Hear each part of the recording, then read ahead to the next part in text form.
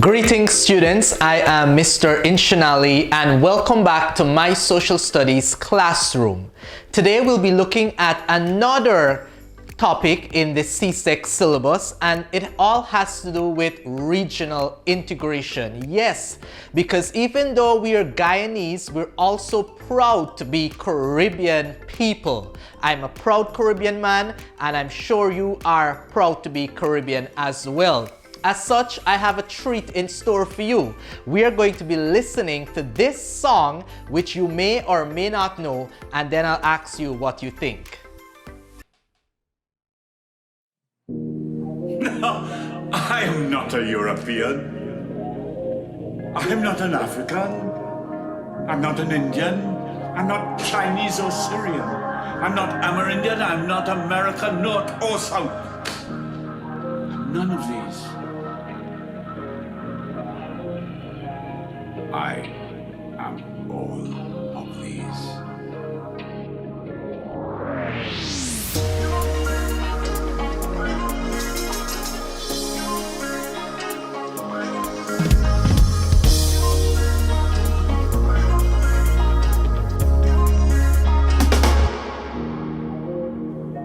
I am a rare hybrid. I'm a richly textured, multi-layered creature, precious as a pearl. The world is my oyster. I see the world clearly from my island vantage. I do not harbor the vanities of some big city dweller or somebody from a large, vast continent. The spear that leads into the future. I am a Caribbean. What's Caribbean people reaching your fetish niceness?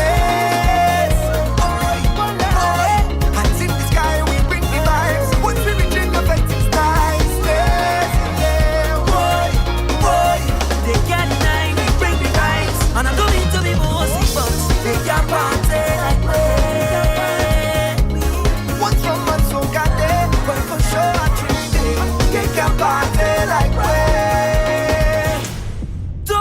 Time or day, we could start it anyway.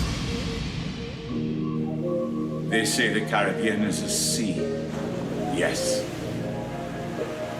I'm an island in it. Much blood has spilled in that sea.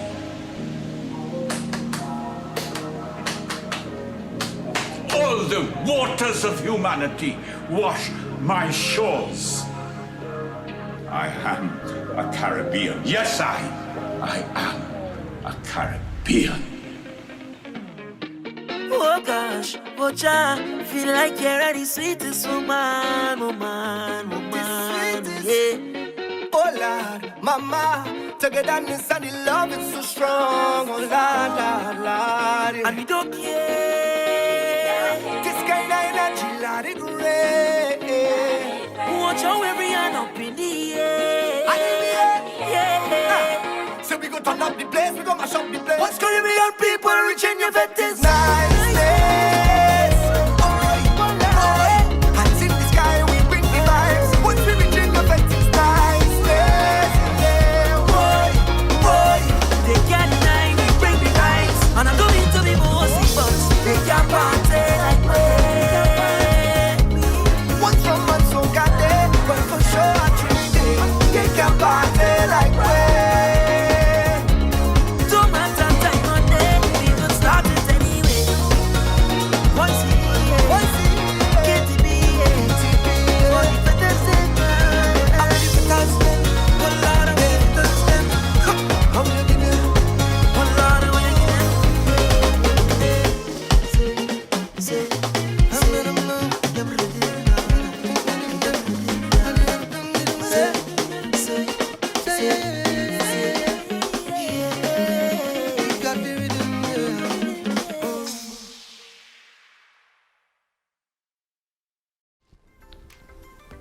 Did you enjoy that song? I sure did. It really makes me proud to be Caribbean. And this is a fun fact. The gentleman who was narrating in the video is actually Guyanese. Yes, Peter Minshall is Guyanese. So we have another reason to be proud.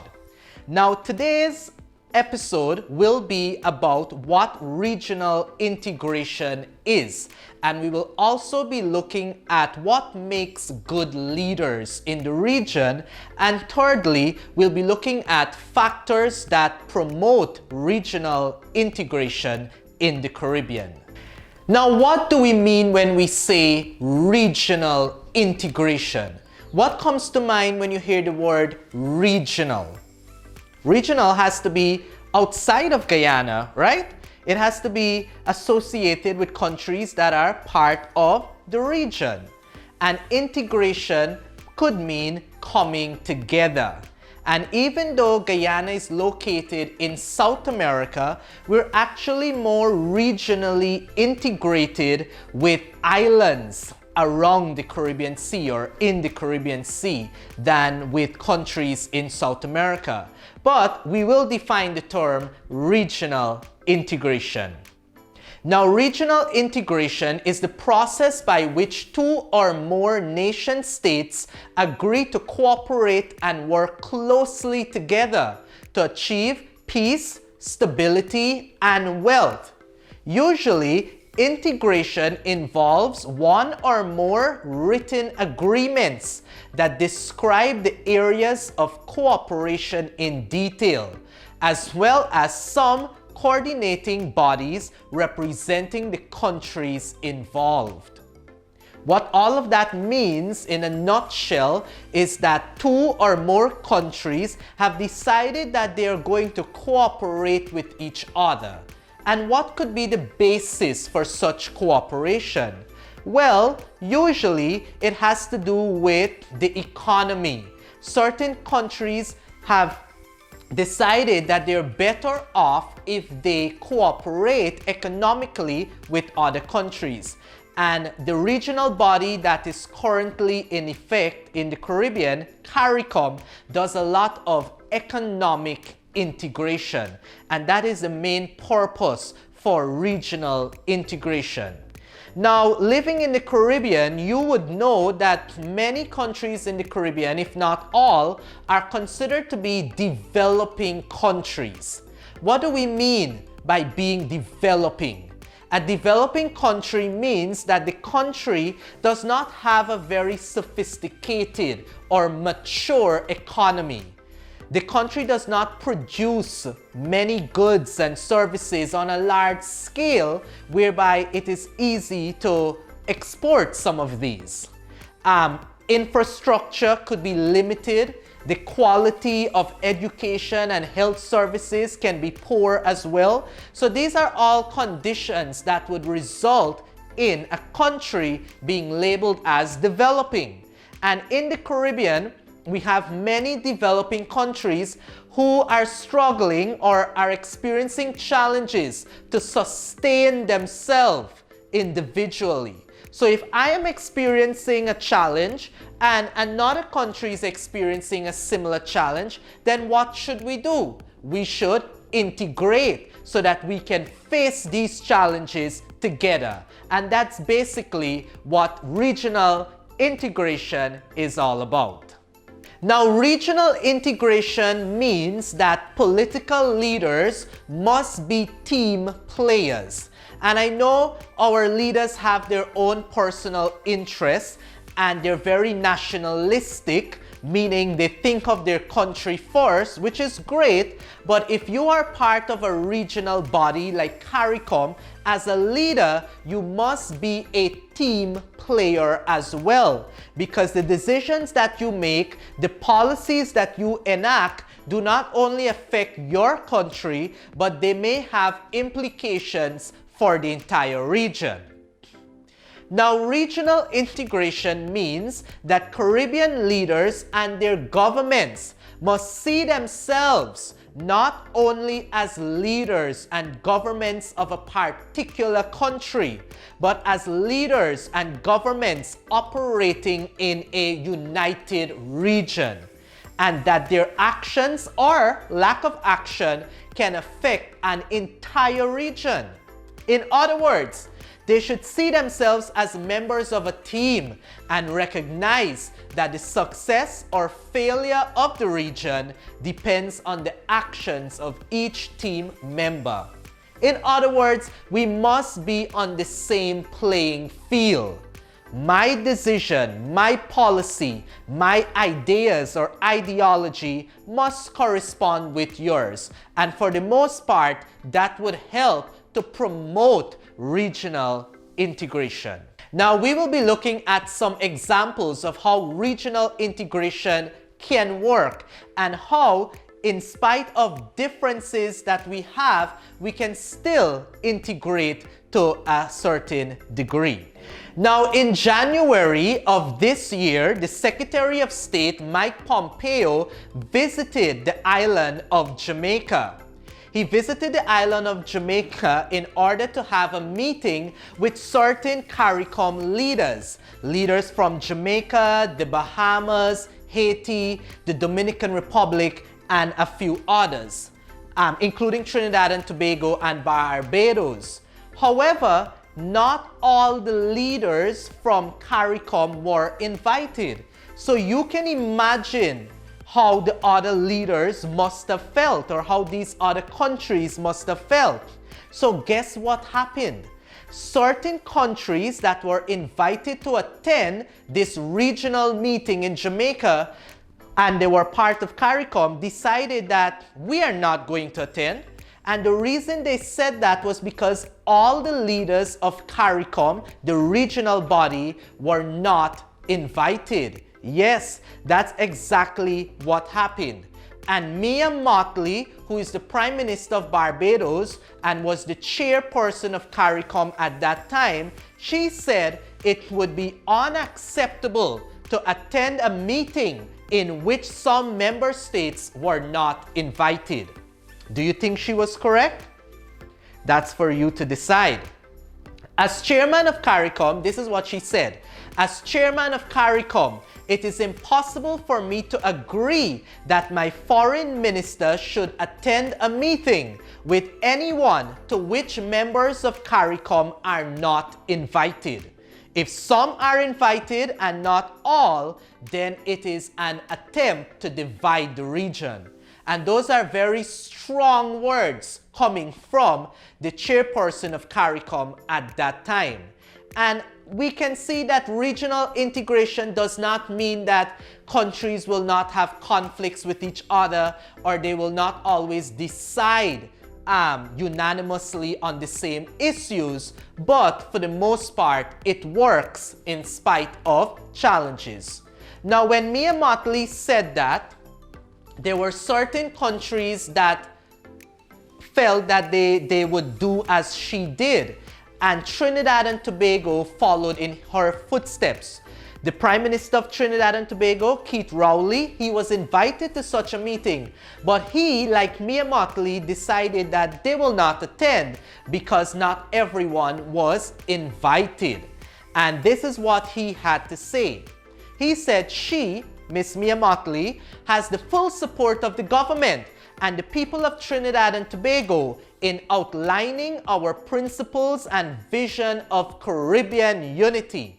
And in the expectation of Caribbean unity, the Prime Minister of Barbados speaks for Trinidad and Tobago. And I think that's a really great example of what regional integration is, when you have another leader speaking on behalf of your country. And it goes to show that there is some sense of unity and cohesion in the region. Also, there are different examples or more examples of how regional integration works. For example, we're living in a pandemic. We're experiencing COVID-19. Guyana cannot adequately deal with all the testing that has to be done. We don't have the equipment. We don't have the amenities. And as such, we may rely on other agencies like the Caribbean Public Health Agency. And as such, we see how regional integration can work for the benefit of all of us. Now, there are several factors that promote regional integration as it relates to the Caribbean.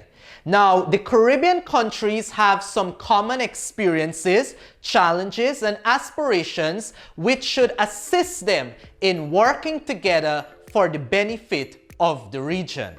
The first factor we'll be looking at has to do with our common cultural heritage. Yes, even though Guyana geographically is linked to the South America, culturally speaking, we have more in common with our Caribbean neighbors than with Brazil and Venezuela. Now, the Caribbean people share a common geographical area and a common historical and cultural heritage, which has been influenced by a long period of colonization. The majority of countries that make up CARICOM were once colonies of Great Britain. Yes, and for most of us, we gained independence in the 1960s. We also experienced slavery. So these common experiences are really factors that help us to promote regional integration because we are more similar than different. In most of the countries in CARICOM, we speak English as our official language. And some of us may speak a dialect or a Creole language as well that is English-based. So you see, we have a sense of oneness, a sense of unity because our culture is similar. Think about it. How many of you like soca music? How many of you like dancehall music? How many of you enjoy foods from elsewhere in the Caribbean? I know for me, I love a good doubles from Trinidad. And that's great because it all helps to promote regional integration because we are more alike than we are different. And there's also strength in our diversity. With that point in mind, people must not only see themselves as citizens of a particular country, but as citizens of the Caribbean region. This is necessary for promoting regional integration. They should be prepared to be tolerant of each other and support each other. So whether you say chicken curry or curry chicken, at the end of the day, we're all Caribbean people and we should be very tolerant and very respectful of each other. We should seek to build and strengthen relationships with people throughout the region and work with governments to achieve the goals of regional integration. And both governments and citizens must begin to see things from a regional point of view and not only a national one. Yes, we're Guyanese first, but after that, we are Caribbean people. Our second factor that promotes regional integration is our need to pool national markets to overcome the restrictions of limited market size. Our national markets, all the goods and services that we produce in our country, we should pool all those resources together to overcome the restrictions that we may face as a result of a small national market. A small national market is a disadvantage to Caribbean producers, mainly because it does not allow them to produce in large quantities that would enable them to achieve economies of scale. Why do you think as a Caribbean country we may not be able to produce on a large scale? Well, size is an issue. Some countries are very small. They don't have enough resources. And some countries are small in terms of population. So their domestic market is very small. I cannot produce an item in the hundreds of thousands when I don't even have so many persons who are going to buy the items. As a result of that, countries may not be able to achieve economies of scale. And we're going to talk about what does that term mean, economies of scale. Now, economies of scale are cost advantages companies experience when production becomes efficient, as costs can be spread over a larger amount of goods. Now, think about this scenario. Think about you wanting to start a restaurant as a business. It is going to be much better for you, or it's going to be cheaper for you to operate your restaurant if you have 1,000 customers as opposed to one customer. Why is that so? Because your overhead costs will remain the same. You still have to purchase the land, whether you have 1,000 or one customer. You still have to pay your staff members, whether you have one customer or 1,000. You still have to operate a refrigerator and have different amenities in the restaurant, whether you have one person or 1,000. So if you produce on a large scale, you'll be able to reap more profits and you can achieve economies of scale. You will be able to reap certain cost advantages because production becomes efficient. You can't say you have this huge refrigerator and you're storing this produce and you only have one customer, when that refrigerator can cater up to 1,000 customers. So you see, when you produce on a large scale, it helps with your cost. You can also buy raw materials in bulk and you get them at a cheaper price. All of that contributes to economies of scale. Another factor that promotes regional integration is our need to increase intra-regional trade and reduce extra-regional trade. What do you think we mean by intra-regional? Yes, intra-regional has to do with within the region, and extra-regional has to do with outside of the region. So what we need to do as a Caribbean people, we need to promote trade amongst ourselves and reduce trade with countries that are not part of the region. And one of the challenges facing the region is its high import bill. A lot of the goods that we use in the Caribbean is imported from outside of the region. And we can see how that is a problem for our economic growth. Now, full economic integration would result in the elimination of the barriers to intra-regional trade in regionally produced goods and services. This would lead to an increase in the volume of intra-regional trade and greater mutual dependence among CARICOM countries, while reducing extra-regional imports. Now, when we're going to talk about economic integration, we'll mention things like tariffs and different taxes that are paid. Now, when you are part of a regional body, there are certain tariffs or taxes on imports that you don't have to pay, because remember, you signed an agreement. And in that agreement, you're promoting trading with each other. So it becomes easier for me to get a bag of banana chips from Trinidad and Tobago and for Trinidadians to get rice from Guyana. And that is what regional integration hopes to achieve. For us to increase intra-regional trade with each other and reduce extra-regional imports. Do you know that many of our Caribbean neighbors, they import more than 50% of their food bill? Yes, many of these countries import more than 50%, and in places like Barbados, even up to 80% of their food bill results from imports into the country. and not necessarily from the region, but from outside of the region. So what regional integration does is that it helps us to trade with each other more instead of relying on goods and services from elsewhere in the world. Our next factor that promotes regional integration has to do with our need to improve the standard of living.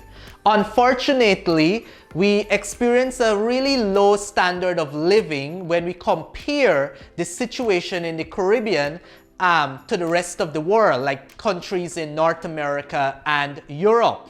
Now, the region has a high level of poverty and unemployment. There are many people who are living below the poverty line. There are many people who are unemployed. They do not have jobs. And some of these people are underemployed. They may have a job, but only for a few days in the week, or they are not getting paid based on their qualifications. Now, what regional integration hopes to achieve is to remove the barriers to intra-regional trade. And if those barriers are reduced, then it means that Guyana will not only be producing for Guyanese, but producing for Trinidadians and Jamaicans and Barbadians as well. And if we are producing more and we're producing on a large scale, what it means is more persons are going to be employed, because we are producing more, and that makes sense. More production equals more employment, and that is why we have regional integration. And when we have more employment, more earnings, more people are able to spend and enjoy a higher standard of living. Our final factor we'll be looking at today has to do with the need to pool our natural resources. Yes. Now, many Caribbean countries do not have enough exploitable natural resources to generate sustained economic growth on their own. We are very fortunate in Guyana because our land is bountiful as it relates to natural resources. We have sugar, we have rice, we have gold, we have diamonds, we have bauxite, and now we have oil. And we have all of these resources that we can exploit or use. Our land is very fertile. Unfortunately, for many countries in the Caribbean, they don't have all of these resources. And as a result, they depend on other countries that do. So what regional integration would allow for is that to make the resources of other member states available for exploitation by others, and would result in increased output of goods in the region. So we are going to make our resources available to others, and based on our agreements that we have, nationals from other Caribbean countries can come in Guyana and work. They could start their own businesses and use our resources. And as a result, all of us benefit from these kinds of agreements. So there you have it, students. Today we learned what regional integration is: agreement between two or more member states as a result for economic cooperation, which could result into other kinds of cooperation. And we looked at certain factors as well as it pertains to regional integration. I hope you found this session informative. Do take care until next time.